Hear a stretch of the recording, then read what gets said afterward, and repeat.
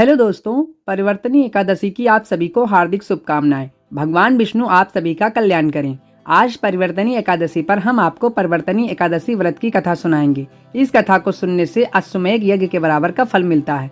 चलिए कथा को प्रारंभ करते हैं। एक बार पांडुनंदन अर्जुन ने कहा, हे प्रभु, भादो की शुक्ल पक्ष की एकादशी का नाम क्या है तथा उसके व्रत का क्या विधान है? उस एकादशी के उपवास को करने से किस फल की प्राप्ति होती है? हे कृष्ण, कृपा कर यह सब समझाकर कहिए। श्री कृष्ण जी ने कहा, हे पार्थ, भाद्रपद माह के शुक्ल पक्ष की एकादशी को जयंती एकादशी भी कहते हैं। इस एकादशी की कथा सुनने मात्र से ही सभी पापों का शमन हो जाता है और मनुष्य स्वर्ग का अधिकारी बन जाता है। इस जयंती एकादशी की कथा से नीच पापियों का भी उद्धार हो जाता है। यदि कोई धर्मपरायण मनुष्य एकादशी के दिन मेरा पूजन करता है तो मैं उसको संसार की पूजा का फल देता हूँ। जो मनुष्य मेरी पूजा करता है उसे मेरे लोक की प्राप्ति होती है, इसमें तनिक भी संदेह नहीं है। जो मनुष्य इस एकादशी के दिन भगवान श्री वामन का पूजन करता है वह तीनों देवता अर्थात ब्रह्मा विष्णु महेश की पूजा करता है। हे पार्थ, जो मनुष्य इस एकादशी का उपवास करते हैं उन्हें इस संसार में कुछ भी करना शेष नहीं रहता। इस एकादशी के दिन भगवान विष्णु करवट बदलते हैं, इसलिए इसे परिवर्तनी एकादशी भी कहते हैं। यह सुन विस्मित होकर अर्जुन ने कहा, हे जनार्दन, आपके वचनों को सुनकर मैं भ्रम में पड़ गया हूँ कि आप किस प्रकार सोते हैं तथा करवट बदलते हैं। आपने बलि को क्यों बांधा और वामन रूप धारण करके क्या लीलाएं की? चतुर्मास व्रत का विधान क्या है तथा आपके शयन करने पर मनुष्य का क्या कर्तव्य है? कृपया कर सब आप विस्तार पूर्वक कहिए। भगवान श्री कृष्ण ने कहा, हे कुंती पुत्र अर्जुन, अब तुम समस्त पापों का समन करने वाली इस कथा का ध्यान पूर्वक श्रवण करो। त्रेता युग में बलि नाम का एक असुर था। वह अत्यंत भक्त, दानी, सत्यवादी तथा ब्राह्मणों की सेवा करने वाला था। वह सदा यज्ञ तप आदि किया करता था। अपनी इसी भक्ति के प्रभाव से वह स्वर्ग में देवेंद्र के स्थान पर राज्य करने लगा। देवराज इंद्र तथा अन्य देवता इस बात को सहन नहीं कर सके और भगवान श्री हरि के पास जाकर प्रार्थना करने लगे।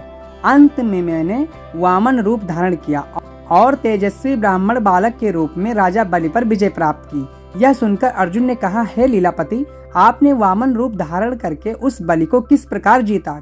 कृपया कर यह सब विस्तार पूर्वक बताइए। भगवान श्री कृष्ण ने कहा, मैंने वामन रूप धारण करके राजा बलि से याचना की कि हे राजन, तुम मुझे 3 पग भूमि दान दे दो, इससे तुम्हें 3 लोक के दान का फल प्राप्त होगा। राजा बलि ने इस छोटी सी याचना को स्वीकार कर लिया और भूमि देने को तैयार हो गया। जब उसने मुझे वचन दे दिया तब मैंने अपना आकार बढ़ाया और भूलोक में पैर, भुवन लोक में जंघा, स्वर्ग लोक में कमर, महलोक में पेट, जनलोक में हृदय, तप लोक में कंठ और सत्यलोक में मुख रखकर अपने शीर्ष को ऊंचा उठा लिया। उस समय सूर्य, नक्षत्र, इंद्र तथा अन्य देवता मेरी स्तुति करने लगे।